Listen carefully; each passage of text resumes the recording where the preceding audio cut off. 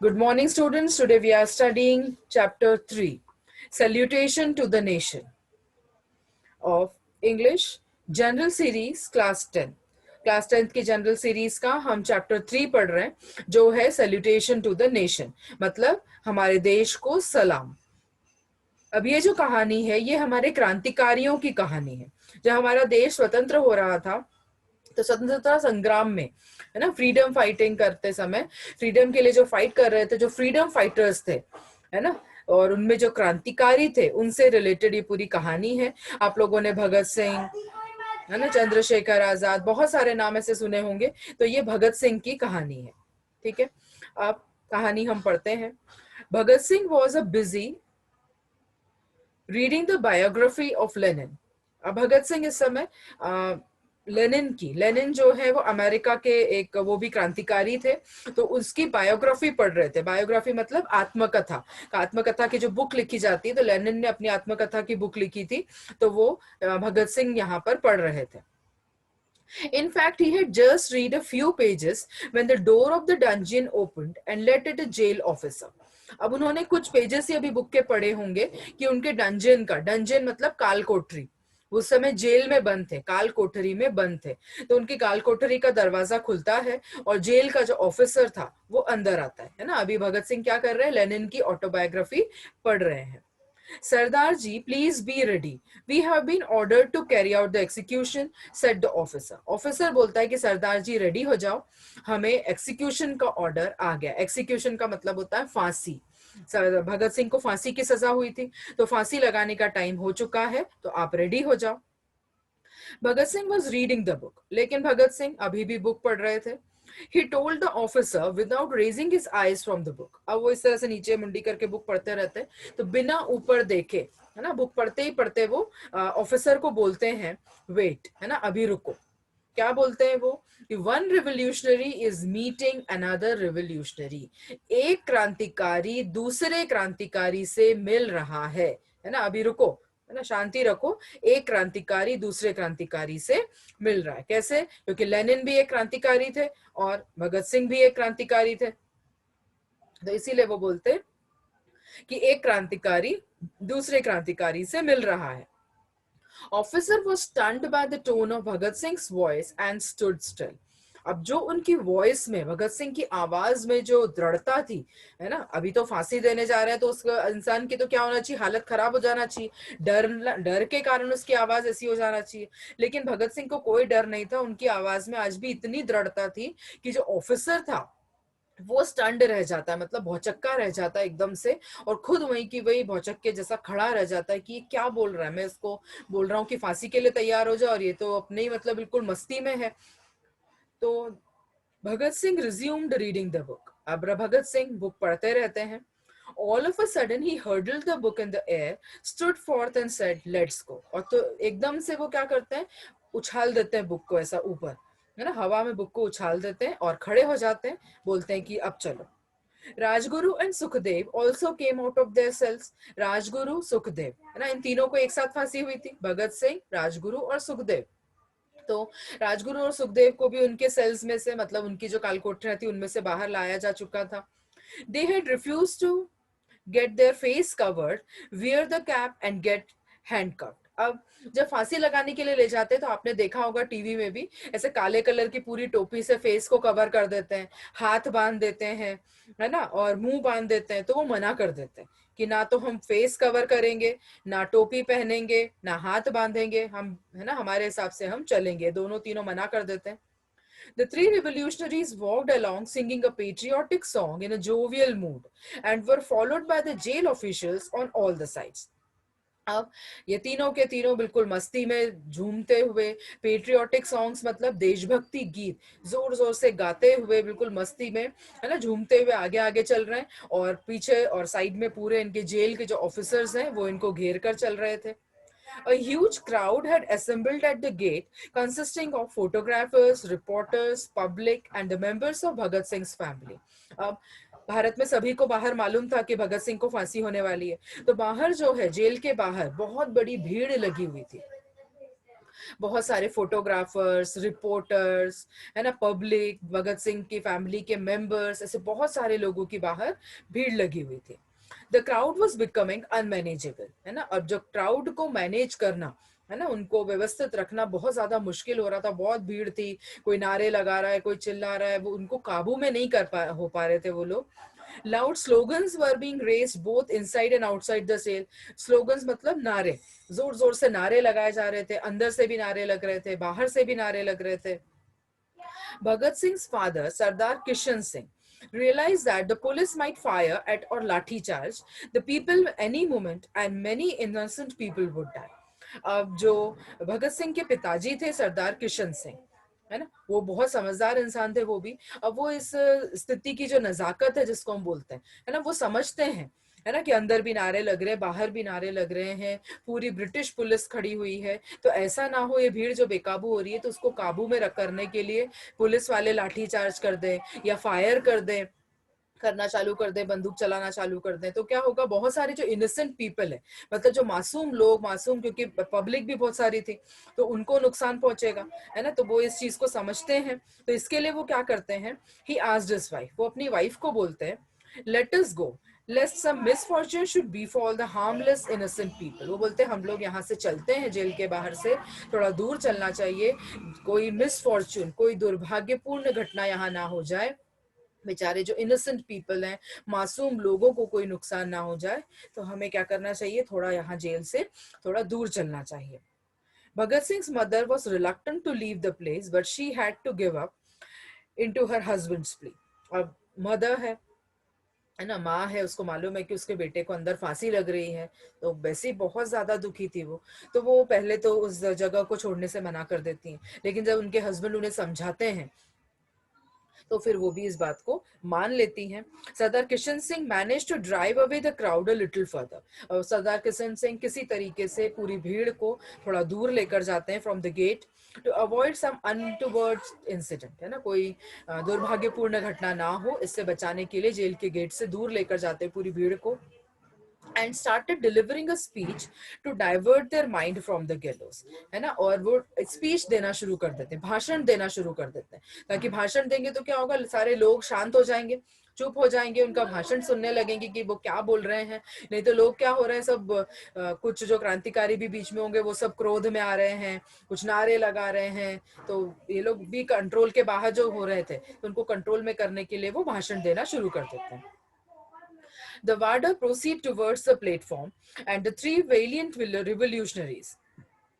अब ये जो तीनों वेलियंट रिवोल्यूशनरीज थे, मतलब ये जो तीनों क्रांतिकारी थे, वो क्या है, आगे बढ़ते बढ़ते कहाँ पहुंच जाते हैं, इनका जहाँ स्टेज होता है, जहां पर फांसी के वो वैसे फंदे लटके रहते हैं, आपने देखा होगा, वहां तक पहुंच जाते हैं. The deputy commissioner of Lahore was surprised and terrified to see that the convicts were not shackled. अब जो वहां पर डीसीपी था, डिप्टी कमिश्नर था जो लाहौर का, वो एकदम से देखकर वो भी क्या है, अचंभित हो जाता है. वो देखते हैं कि इनको फांसी हो रही है और ये तो बिल्कुल मस्ती से झूमते हुए आ रहे हैं, तो वो भी अंदर तक क्या है, हिल जाता है उन लोगों की हिम्मत को देखकर.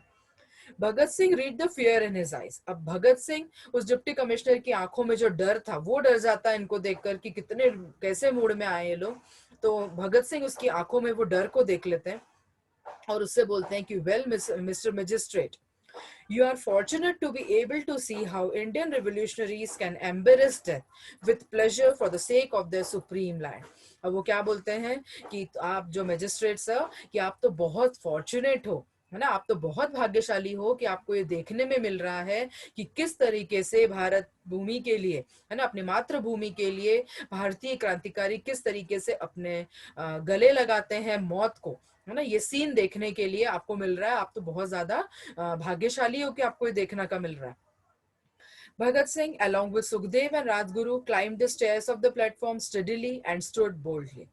अब जो प्लेटफॉर्म था वहां पर ऊपर जो स्टेज बना हुआ था, उसकी बिल्कुल स्टडीली बोल्डली ये दो तीनों स्टेयर्स को, मतलब सीढ़ियों को चढ़ते हुए ऊपर जाते हैं. They raise the slogan. अब वो नारे लगाते हैं. क्या नारा लगाते हैं? इंकलाब जिंदाबाद, साम्राज्यवाद मुर्दाबाद. In a loud clear and distinct voice, है ना, जोरदार बिल्कुल साफ आवाज में नारे लगा रहे हैं दोनों तीनों. पुल्ड हैंगमैन्स रोप.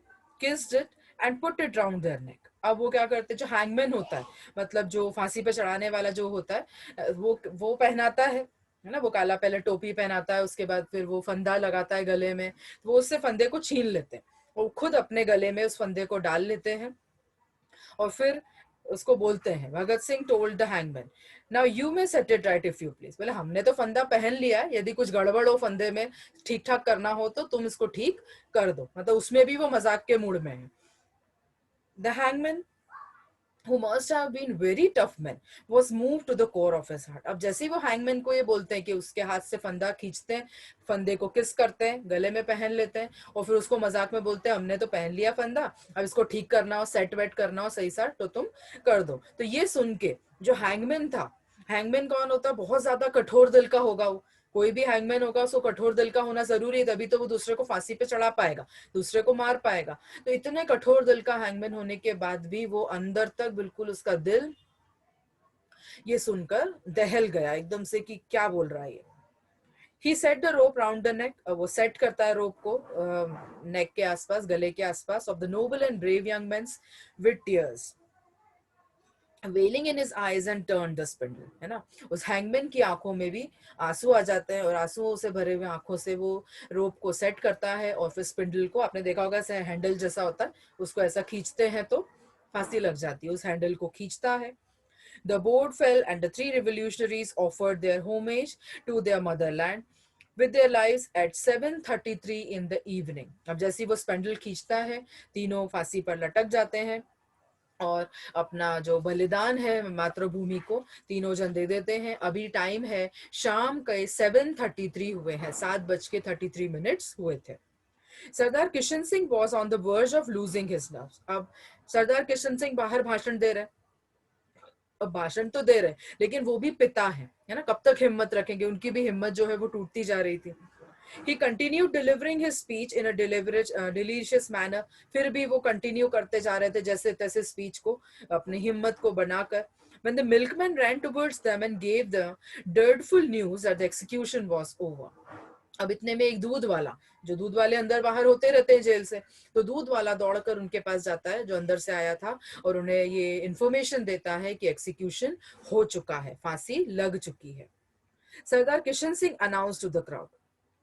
अब सरदार किशन सिंह अनाउंस करते हैं इस बात को भीड़ में, Bhagat Singh has been executed. वो बोलते हैं भगत सिंह का एक्सिक्यूशन हो चुका है।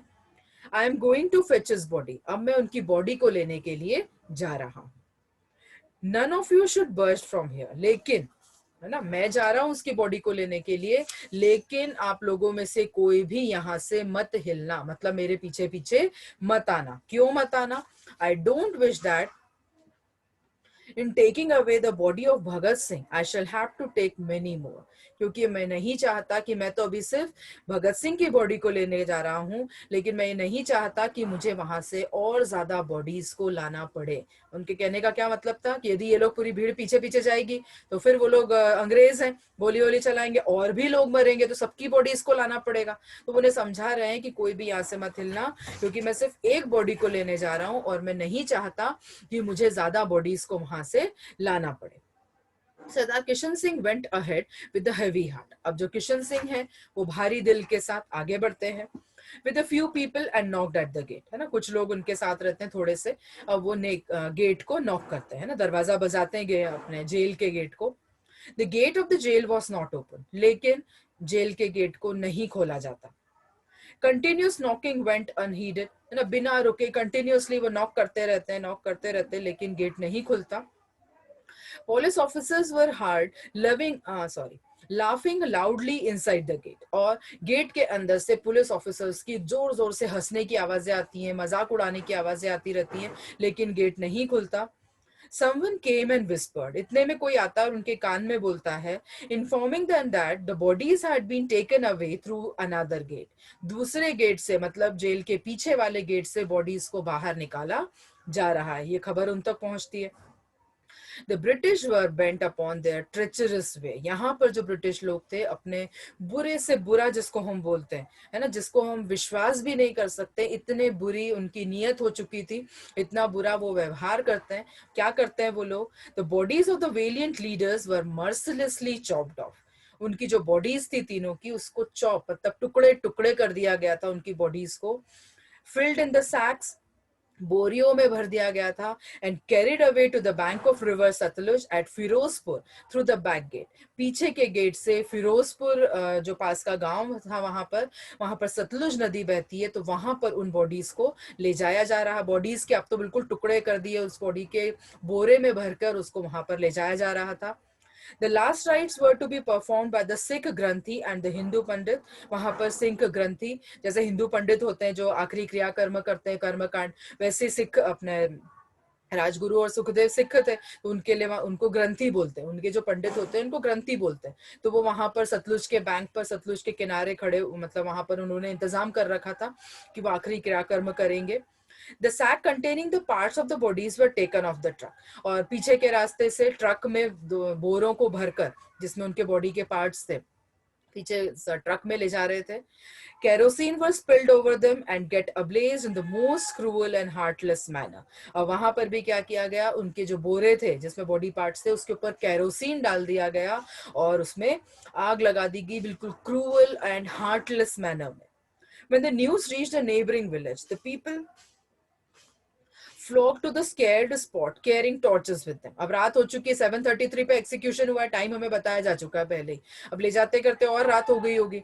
तो वहां पर जैसे लोगों को पता चलता है आसपास के गांव के कि वहां पर ऐसा काम कर रहे हैं ये लोग हमारे क्रांतिकारियों के साथ, तो सारे लोग जो गांव के लोग थे वो टॉर्च ले लेकर सब वहां से आने लगते हैं उनके पास में। The English officers saw the approaching crowd and threw away the half-burned shards of the bodies into the river water.